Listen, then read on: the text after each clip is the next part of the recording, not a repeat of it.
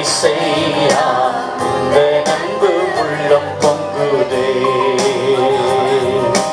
கனி செடி நீர் நிலைத்திருக்கும் கொடியாய் அடியேன் படர்ந்திலங்க.